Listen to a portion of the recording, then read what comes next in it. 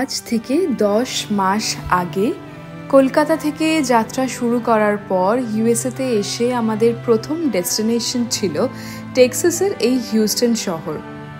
আর এখানে এসে প্রায় 10 মাস মাত্র থাকার পরেই আমাদের আবার প্রজেক্ট চেঞ্জের জন্য যেতে হচ্ছে নিউ জার্সি। ইউএসএতে আমাদের জার্নির সেকেন্ড ফেজটা শুরু করার আগের কিছু শেষ বৃত্তান্ত শেয়ার করব আজকের ব্লগে। সো হ্যালো এভরিওয়ান, কেমন আছো সবাই? আমি Nilanjana and a very warm welcome to my channel. যেহেতু আমরা আজকেই কালকে ভোরবেলায় বেরিয়ে যাচ্ছি, তাই আমাদের বন্ধুরা শেষবারের মতো দেখা করতে এসেছে, এখানে শেষবারের মতো আর কি। পরে হয়তো আবার অন্য কোথাও দেখা হবে। আর এখানে ঘর ছেড়ে যাওয়ার আগে আজ যেটা মেন কাজ সেটা হলো ঘরটা ঠিক যেরকমভাবে আমাদের দিয়েছিল ঠিক সেই রকমভাবেই আবার ফাঁকা করে হ্যান্ড ওভার করা। তাই লাস্ট কয়েকটা ভ্লগে আমি তোমাদের সাথে শেয়ার করেছি যে কিভাবে আমি আমাদের সব যত ফার্নিচার ছিল সেগুলো বিক্রি করে দিয়েছি। আর লাস্ট অফ অল যেটা বেঁচেছিল সেটা হলো ম্যাট্রেসটা। আমি কোনোদিনও ভাবিনি যে ম্যাট্রেসও আবার বিক্রি হবে। তো যাই হোক, আমার বন্ধুদের পরামর্শে এই ম্যাট্রেসটাও আমি ফেসবুক মার্কেট প্লেসে লাগিয়েই দিয়েছিলাম। তারপর দেখলাম যে বাকি সব ফার্নিচারের জন্য যত কোয়ারি এসেছে তার প্রায় ডবলেরও বেশি কোয়ারি এসেছে এই ম্যাট্রেসটার জন্য। আসলে প্রতিনিয়ত যেমন বহু মানুষ কাজের সূত্রে এই দেশে আসছে, তেমনি বহু মানুষ আবার এই দেশ ছেড়ে চলেও যাচ্ছে। আবার কেউ কেউ কাজের সূত্রে অন্য কোথাও মুভ করছে। সেই কারণে এই সেকেন্ড হ্যান্ড জিনিস ব্যবহারের কালচারটা এখানে খুবই কমন ব্যাপার। তাই হয়তো এই ফেসবুক মার্কেট প্লেসে জিনিসপত্র খুব তাড়াতাড়ি বিক্রি হয়ে যায়। এইখানের তো পর্ব শেষ, আর আমরা এবার এর পরের পর্বে ভালোভাবে গোছানোর জন্য প্রস্তুতি নিচ্ছি। আর একটা ম্যাট্রেস তাই এখান থেকেই অর্ডার করে দিচ্ছি অ্যামাজনে, যাতে আমাদের যাওয়ার আগেই ওখানে ডেলিভারিটা হয়ে যায় আর প্রথম দিন গিয়ে ওখানে ফাঁকা ঘরে মাটিতে শুতে না হয়। অ্যাটলিস্ট একটা ম্যাট্রেস থাকলে চাদর পেতেও শোয়া যায়, খুব একটা অসুবিধা হয় না। এখন চলছে লাস্ট মিনিট প্রিপারেশন। আজকে আসলে আমাদের ব্যাগগুলো আমরা কুরিয়ার সার্ভিসের থ্রুতে পাঠিয়ে দিচ্ছি, তাই যেমন এখানে ব্যাগগুলো আগে প্রিপেয়ার করতে হচ্ছে, তেমনি একই সাথে সব কিছু ম্যানেজ করে ফাঁকাও করতে হচ্ছে। লাস্ট মোমেন্টে কোন জিনিসগুলো রাখবো আর কোন জিনিসগুলো ডিসকার্ড করব সেটা নিয়ে অনেক কনফিউশন চলে।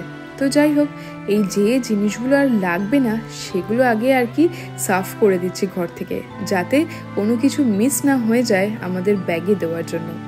কারণ আমরা যে টিকিটটা কেটেছি ফ্লাইটের, সেখানে আমরা কোনো চেক ইন লাগেজ নিচ্ছি না, জাস্ট একটা পিঠে ব্যাগ নিয়ে আমরা রওনা দেব। আর মোস্ট অফ দ্য জিনিস আমরা এই সুটকেসগুলোতে ভরে ইউপিএস এর থ্রু দিয়ে শিপমেন্ট করিয়ে দিচ্ছি। ইউপিএস এর থ্রু দিয়ে তোমরা যখনই কোনো ব্যাগ শিপমেন্ট করাবে, তখনই এই রকম স্ক্যানার কোড সহ নামের ডিটেলসটা ব্যাগের গায়ে ভালোভাবে সেলোটেপ দিয়ে আটকে দেবে। পারলে সেলোটেপটাকে আমাদের মতো 2-3 বার করে ঘুরিয়ে দেবে, যাতে কোনোভাবেই এই কাগজগুলো ছিঁড়ে না যায়। আসলে ইউপিএস এর থ্রু দিয়ে এরকম ভারী ভারী ব্যাগ শিপমেন্টের সময় টানা হেঁচড়ার কারণে এই কাগজগুলো ছিঁড়ে যাওয়ার প্রবণতা থাকে। তার ফলে কি হয়, ব্যাগগুলো অনেক সময়ই হারিয়ে যাওয়ার চান্সেস থাকে। আমার একজন বন্ধুই ফেস করেছিল এরকম এক সিচুয়েশন। তাই আর কি ওরা বারবার ধরে আমাদের বলে দিয়েছে যাতে আমরা ভালো করে এরকম সেলোটেপ দিয়ে চিপকে দিই। আমরা আমাদের লাগেজ শিপমেন্টের জন্য টাইম দিয়েছিলাম বেলা 1টা, আর এখানকার লোক একেবারে পাংচুয়াল, 1টা বাজতে না বাজতেই একদম ব্যাগ নিতে হাজির।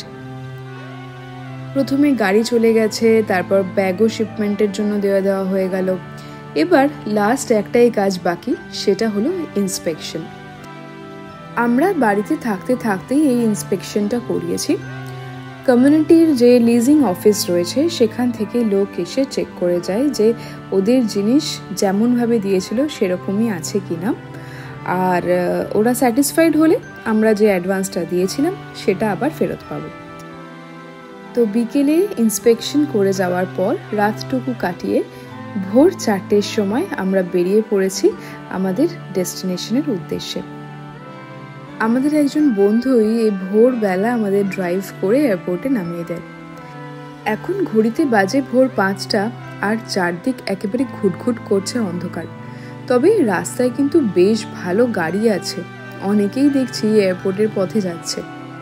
আসলে এই উইকে পুরোটাই লং উইকেন্ড, তাই অনেকেই ঘুরতে যাচ্ছে আর কি। আমরা যেহেতু সব লাগেজ আগে থেকে শিফট করিয়েই দিয়েছিলাম, তাই আজকে এয়ারপোর্টে আসার পর আর বেশি কোনো লাগেজ বইতে হবে না। এটা কিন্তু বেশ মজার জিনিস। তো যাই হোক, রাস্তাঘাট ফাঁকা থাকার কারণে বেশ তাড়াতাড়ি এয়ারপোর্টে পৌঁছে যাই। তবে প্রথমে যেটা ঝামেলা হচ্ছিল যে আমরা এন্ট্রির গেটটাই খুঁজে পাচ্ছিলাম না। গুগলে যতবারই দিচ্ছি ততবারই দেখছি একই জায়গা গোল গোল করে ঘুরিয়ে যাচ্ছে। কখন পৌঁছে গেছি আর এখানে আমাদের ঠিক টার্মিনালের গেটটা খুঁজতে খুঁজতেই আধ ঘন্টা সময় নষ্ট হয়ে গেছে। গেট খুঁজে না পেয়ে শেষমেশ বাধ্য হয়ে একটা বুদ্ধি লাগানো হলো যে গাড়িটা পার্কিংয়ে ঢুকিয়ে দিই। পার্কিংয়ে গাড়িটা রেখে এয়ারপোর্টে এন্ট্রি করাটা ইজি হবে। তো যেমন ভাবনা তেমন কাজ, গাড়িটা ঢুকিয়ে দিলাম পার্কিংয়ে। আর গাড়িটা পার্ক করার পর হেঁটে হেঁটে গেলাম লিফটের দিকে।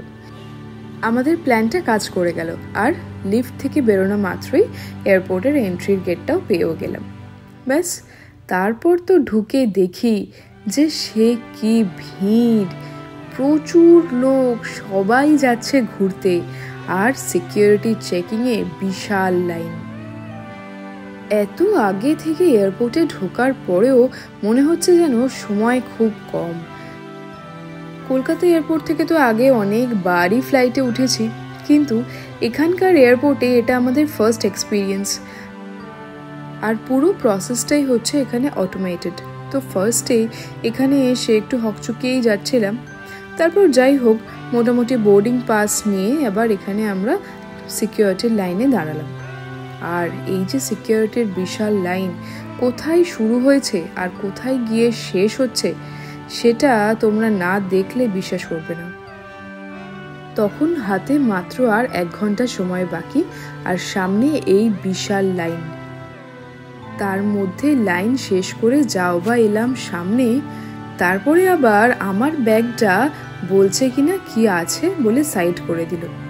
আমাদের দুজনের তো খুব ভয় লাগছে, ভাবছি কি এমন জিনিস আনলাম যে আমাদের ব্যাগটা আবার সাইড করে দিল।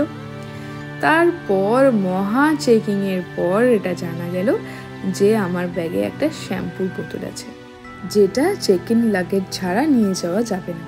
আমাদের যেহেতু কোনো চেকিং লাগেজ ছিল না, তাই শ্যাম্পুর মায়া সেখানেই ত্যাগ করতে হলো। আর তারপর ফাইনালি কিছু খাবার কিনে বোর্ডিংয়ের উদ্দেশ্যে রওনা দিলাম। তাই তোমাদের উদ্দেশ্যে বলি যে তোমরাও যদি এরকম পরবর্তীকালে ট্রাভেলের সময় কোনো চেক ইন লাগেজ না নাও, তাহলে বড় কোনো লিকুইড জিনিস, সে শ্যাম্পু হতে পারে, ক্রিম হতে পারে, টুথপেস্ট হতে পারে, সেগুলো নিয়ে যেও না। ওখানে সিকিউরিটি চেকিংয়ে সেই ফেলেই দেবে। তো আজকের ব্লগটা এখানেই শেষ করছি। এরকম আরও ব্লগের জন্য চ্যানেলটা সাবস্ক্রাইব করে রেখো।